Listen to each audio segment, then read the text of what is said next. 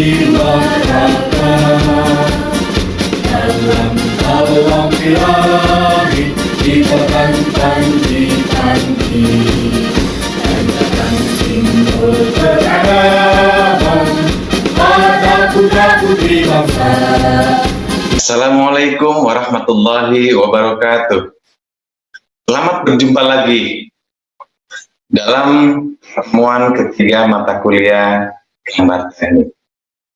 Pada sesi kedua, kita telah menerangkan tentang makna-makna garis, arsir, dan lain sebagainya. Dan pada sesi tiga ini, saya akan menerangkan tentang pemahaman gambar teknik, di mana gambar itu sudah kita ketahui sebelumnya bahwa gambar teknik ini terdiri dari garis, kemudian simbol, baik simbol itu berupa angka atau berupa huruf. Oke. Gambar teknik ini terdiri dari gambar 2 dimensi dan juga gambar 3 dimensi. Apa itu gambar 2 dimensi? Ya, sebelum ke gambar 3 dimensi, saya jelaskan terlebih dahulu tentang gambar 2 dimensi. Gambar 2 dimensi adalah suatu gambar yang menampilkan salah satu bagian permukaan dari suatu benda, sehingga permukaan yang lain tidak ditampilkan pada gambar tersebut. Tapi gambar tampilan lainnya bisa ditampilkan pada gambar di sampingnya, baik di atas, di bawah, atau samping kanan maupun samping kanan kiri, ya. Nah, ini saya berikan contoh gambar suatu bidang, ya. Gambar suatu bidang terdiri dari gambar 1, gambar 2, dan gambar 3. Gambar 2 dimensi, untuk mengetahui keterangan-keterangan yang diperlukan atau keterangan yang detail pada suatu benda, maka dapat dilihat pada gambar 2 dimensi. Itu fungsinya gambar 2 dimensi, untuk melihat detail-detail ukuran serta keterangan-keterangan, ya. Fungsi dari gambar 2 dimensi adalah untuk memberikan informasi yang lengkap tentang suatu benda, sehingga memudahkan baik bagi pembaca maupun bagi orang yang berkepentingan pada gambar tersebut. Oke, pada materi sebelumnya saya sudah pernah terangkan bahwa gambar 2 dimensi atau gambar teknik adalah gambar untuk menginterpretasikan dari gambar visual atau gambar desain. Nah, untuk apa fungsinya gambar teknik? Seperti yang kemarin kita jelaskan, gambar teknik itu bisa disebut gambar teknik itu apabila dapat menjadi panduan dalam produksi, dapat terukur, artinya dapat terukur itu dapat dihitung volume pekerjaannya, volume kebutuhan materialnya, tenaga kerja, dan lain sebagainya. Maka itulah gambar teknik, seperti penjelasan kita sebelumnya. Nah, kemudian sekarang ini kita akan membahas tentang gambar suatu bidang. Dari gambar suatu bidang kemudian kita nanti akan menginvestasikan ke gambar tampak A, tampak B, tampak C, serta tampak D.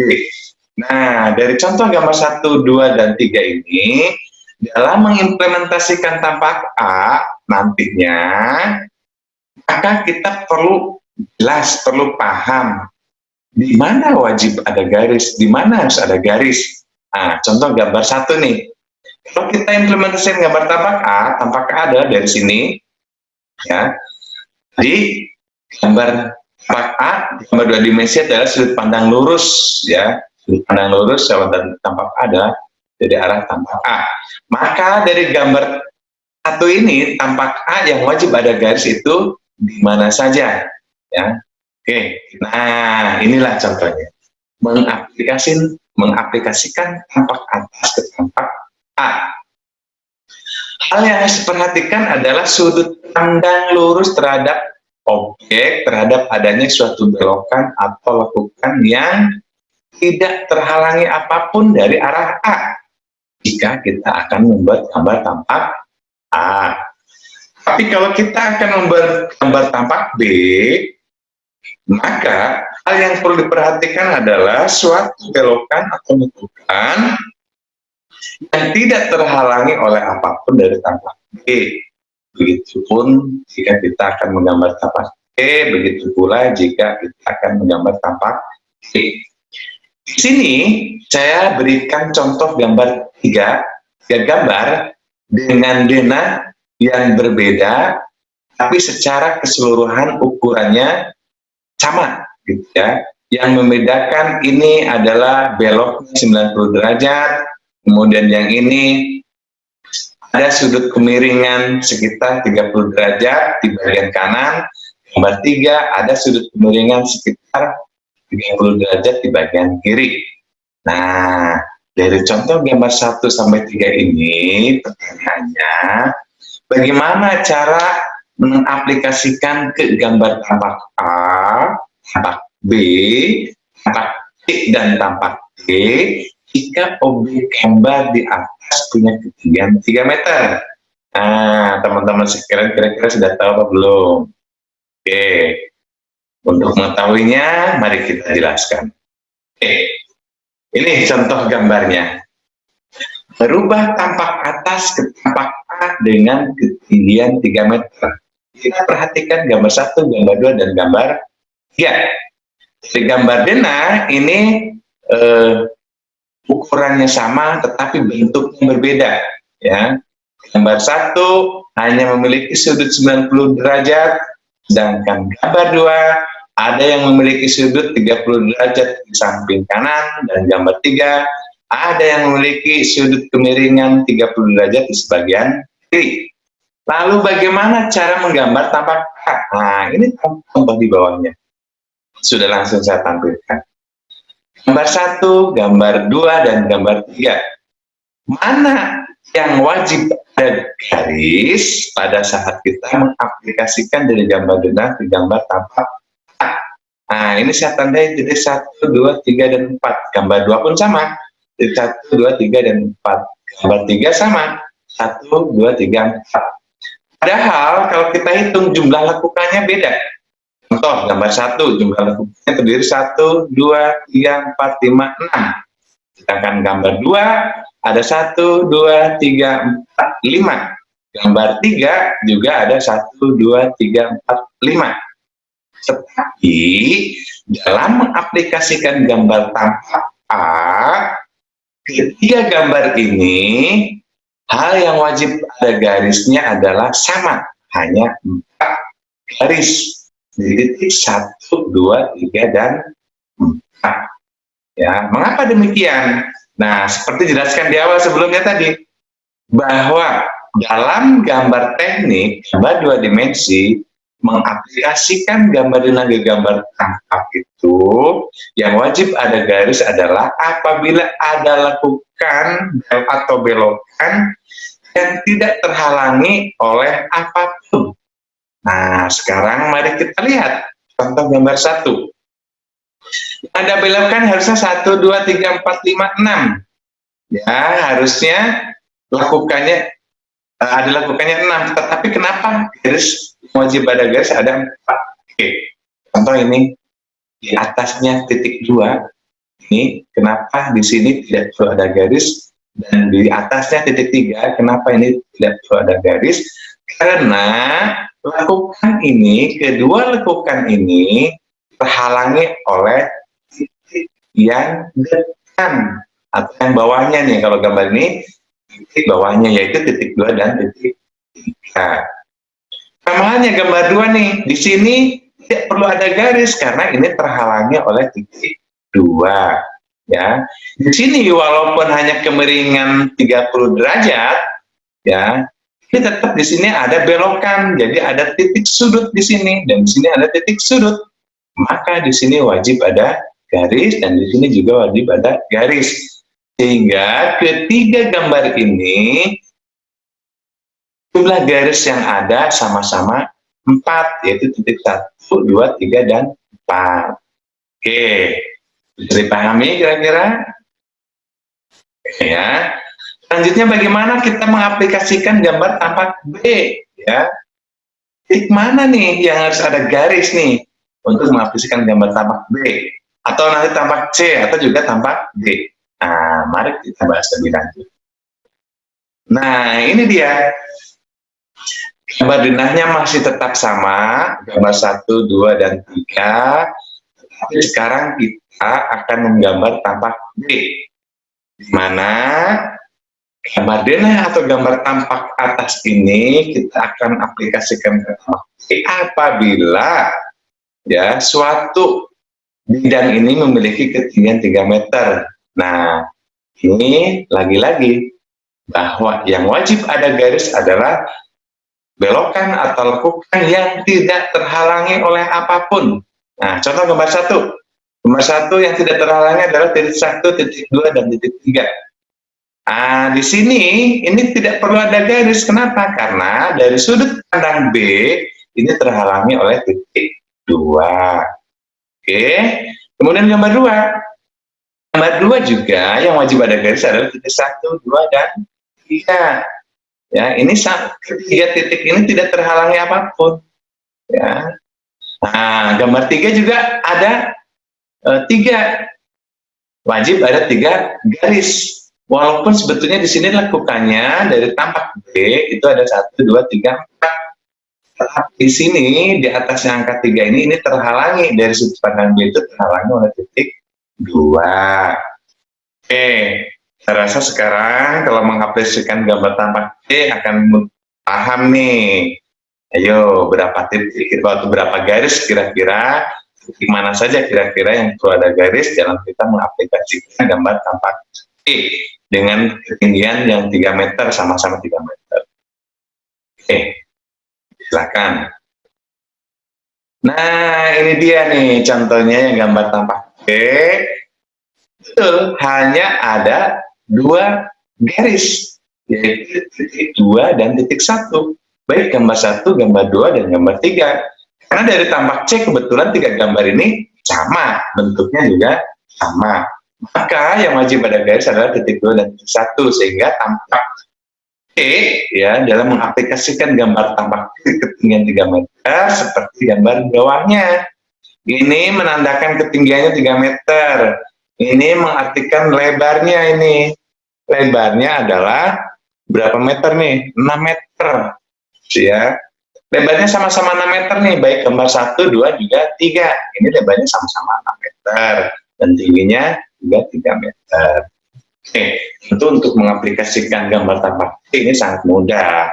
Ya. Nah, tadi yang mungkin sedikit agak bingung sebelum dikasih penjelasan adalah dalam menggambarkan tampak A atau mungkin juga tampak D. Nah, tapi setelah mendengar penjelasan gambar tampak A, harusnya membuat gambar tampak D sudah paham. Oke, lanjut.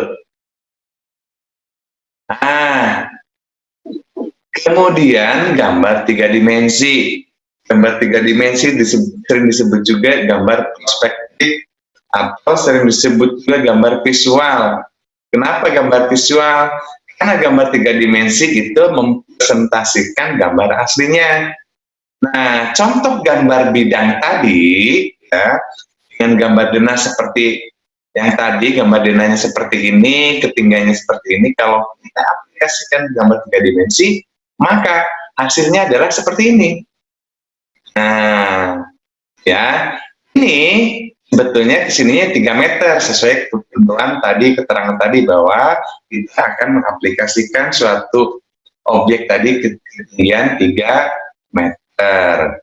Nah, tapi dalam membuat gambar perspektif atau gambar 3 dimensi atau gambar visual, ukuran ketinggian ini kalau kita hitung secara skala, ini ya akan sama.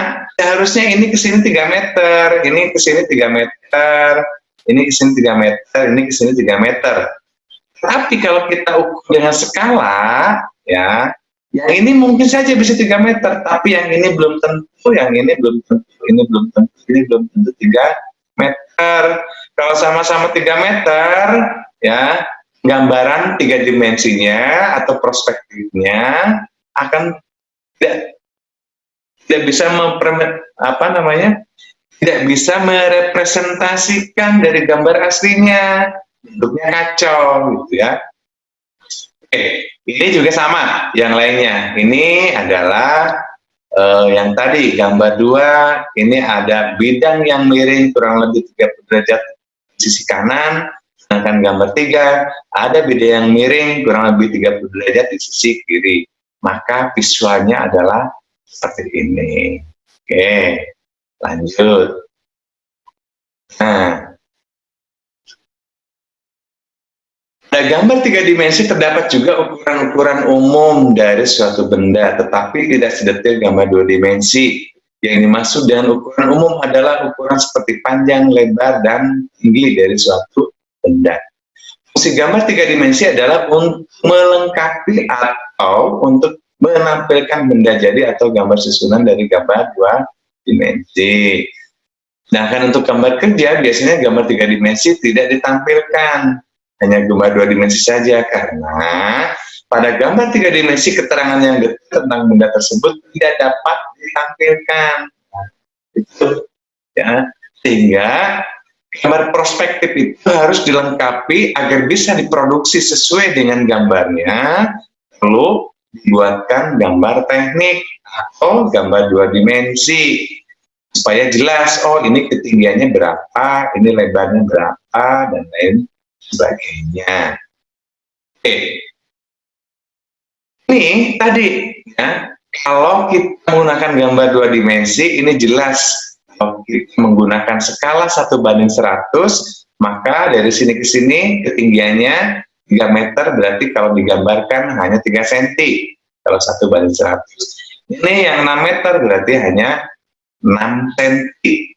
Nah, itu yang dimaksud kalau kita menggunakan skala gambar. Dan apabila gambar 3 dimensi dibuat skala, ini gambar 3 dimensinya tidak akan membentuk visual yang diinginkan, karena nanti ini pasti ukurannya akan berbeda-beda. Kalau nggak percaya coba buktikan, silakan ya teman-teman sekalian. Oke, itu ini tentang pengertian garis sudah dibahas sebelumnya, kemudian huruf dan angka juga sudah dibahas sebelumnya. Baru tentang skala gambar teman-teman sekalian. Oke, tentang skala gambar saya akan jelaskan pada video berikutnya.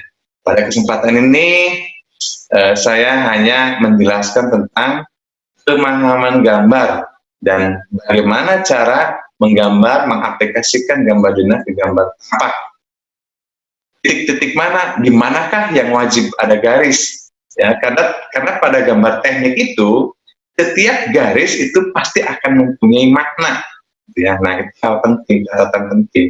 Setiap garis akan mempunyai makna, sehingga dalam membuat garis kita harus jelas di mana dan maksudnya apa.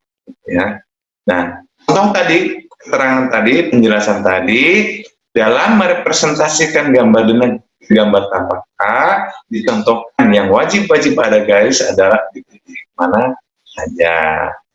Oke, itu saja pembahasan kuliah sesi 3 pada kesempatan ini.